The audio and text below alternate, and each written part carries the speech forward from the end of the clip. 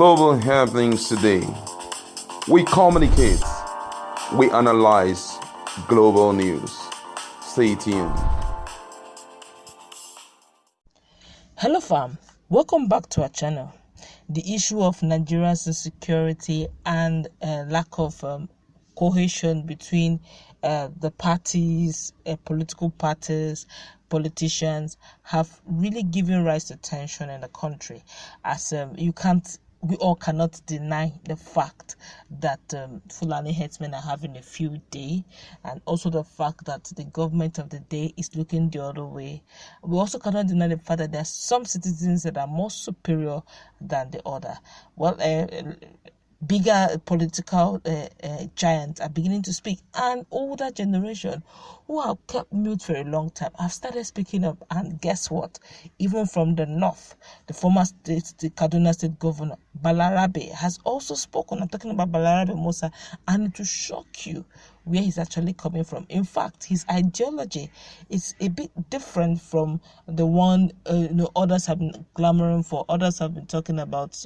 He's hoping and praying that it doesn't get to the level where everyone needs to secede, but he's now talking in a different dimension. He went way back and practically called out Chief Olusegun Obasanjo over some of the political mistakes.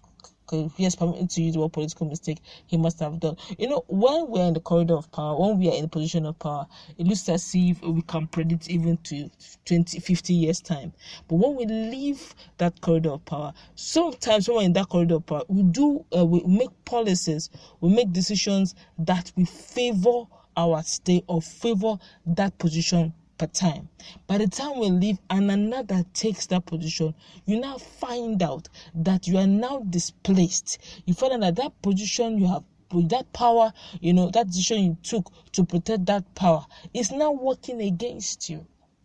He took a retrospect, okay, but we'll still bring you back to where he's standing, but where he's standing right now. But he had to take us way back to 2002, 2012, and for us to have a typical understanding of where he was coming from. That's 2002 rather, of where he was coming from. He talked about the political parties that were on. He said, look, right now we have APC and PDP, that what we're suffering right now was something they tried to correct. But Olusegun Obasanjo, had to work on some. That's 2002 now. Work on something that would make, that power to be sacrosanct. Make it to be. We made the power for PDP then. Then there was APC. That's PDP then. Wanted to make PDP strong and make it a unilateral, as a one-party system in Nigeria, of which they saying it then, they were from the north. They saw it as giving power absolutely to the center, and they fought against it by producing a party system called CNPP, that's Conference of Nigerian Political Parties. They tried to work against one party system. So what they now did, what Olusegun Obasanjo did then, I'm talking about what Balarabe, the former governor of Kaduna state, said. He said what they now did was they now formed a PDP, and they now form CNPP to see how they can, work against that one-party system. So, but what Olusegun Obasanjo did was he tried creating a two-party system now, where there will now be an opposition party, exactly what we are seeing now. When they will now create an opposition party, of which what they now do is the INEC will just be there as a body, okay? Well, the ruling party will be enjoying, the opposition party will cooperate by default, okay? So that is why you get to see things like a SMART moving from PDP to APC, and the likes of Milaye, yes, Dino Milaye, moving from APC to PDP. They keep swapping because those are, the cooperative opposing party and the ruling party, which was, initially the game plan based on what Balarabe, former governor of Kaduna State, said. So this was actually the original plan of Chief Olusegun Obasanjo. Now, all Nigerians have been affected. Now they rotate corrupt politicians. If they don't want you to, they don't allow you to run the party you want to, you go to the opposition party, and it's now be a survival of the fittest. It's no longer the electorate's voice talking. Okay, and he said no matter what, even if we run 2023, the same thing will happen. So because now it's not a case of money talks, bullshit works, and it's now also a case of that even the INEC is compromised. He spoke his mind very seriously, and he said, look, that he doesn't pray it comes to the level of us, let there be secession. Okay, doesn't pray also that whether we like it or yes, there have to be revolution for Nigeria to move forward. He said Nigeria will take one step forward, 2 steps backward, at times 2 steps forward, 1 step backward. But because of the environment we have found ourselves, we can't come out of the shackles. Yes, we have moved from military rule to civilian rule to dictatorial kind of rule, tyrannic kind of rule. Colonialism moved out, but somehow we keep finding a way out. We always find a way around it, but then the progress is really very slow, and 2023 will be worse.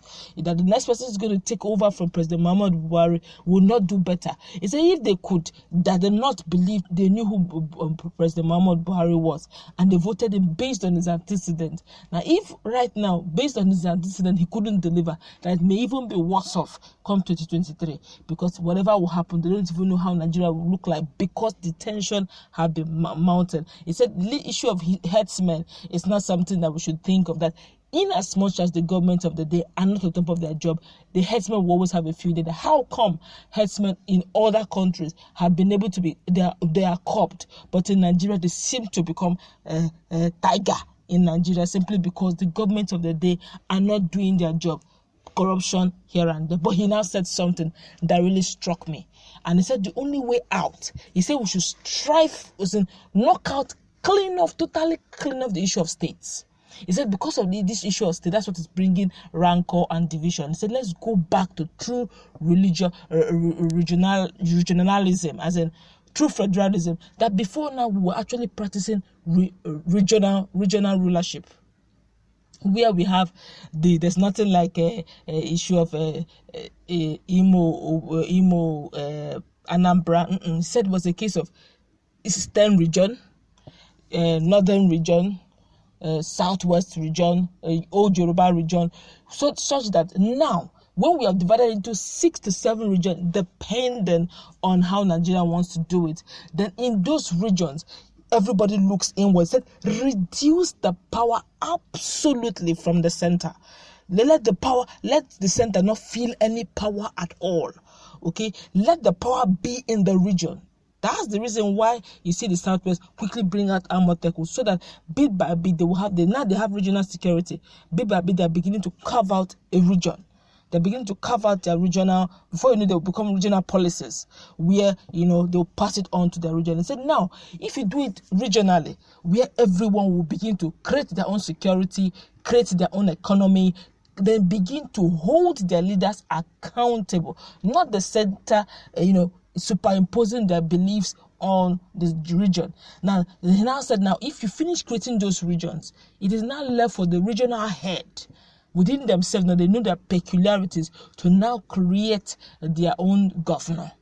Now, if they now want to create states, it is also within their jurisdiction. How many states do they want to create? And to say collapse, he said collapse all states into regions. Collapse it, so that it's not a case of 36 states. If in the old Eastern region, or maybe the Southwestern region now, old Yoruba region now, they have how many states? You can just collapse it, and so they can want to do only 3 states, 3 strong states in Southwestern region. Maybe it should be Lagos. Okay, you now look at maybe Ekiti merging with Ogun, and maybe Osun merging with Oyo, or something like that, something similar, so that you now be 3 strong states in old Yoruba region, which is probably going to be called Southwest. Then within that 3 strong states, economies are being, all of them will not have what we call economics of advantage, what they have comparative advantage over. If Lagos is now known for industries, they rely heavily on industries and see how they can have, breakthrough over industrialization in Lagos. If Ogun is known for agriculture, they have advantage over agriculture, or maybe Oyo have advantage over agriculture. They begin to put all their energy on agriculture and see how they can export agricultural produce from that state. Same thing with Lagos. So at the end of the day, each state is powerful and they're exporting that which they're specialized on. So if you're looking for anything on agriculture, I'm using Old Yoruba region as a case study. Now, if you now want to export anything on agriculture, you need to go to Oyo, because Oyo have it as specialty. They practice integrated farming system. So you can get anything you're looking for on agriculture and exportation in Oyo State now.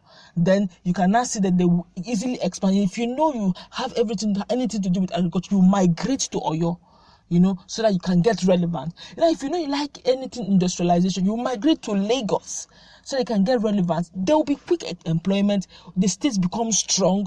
They begin to have internal economies. They begin to generate income, thereby making Oyo, Old Yoruba region, a strong, formidable region that can even export, and it probably help the center. And now that goes for each region of Nigeria. That's what he's trying to say in a nutshell. And he's saying that is the only way out. But his prayer is, the way the tension is going, will there even be time for region planning, as in giving regions power, as the case was in the olden days? But the way the tension is going, he said, whether we like it or yes, for Nigeria to break even, to become either Germany, or in the states level of Germany, China, or whatever, United States, said there has to be revolution. But his prayer is it should be peaceful. But that's where we're going to wrap it up.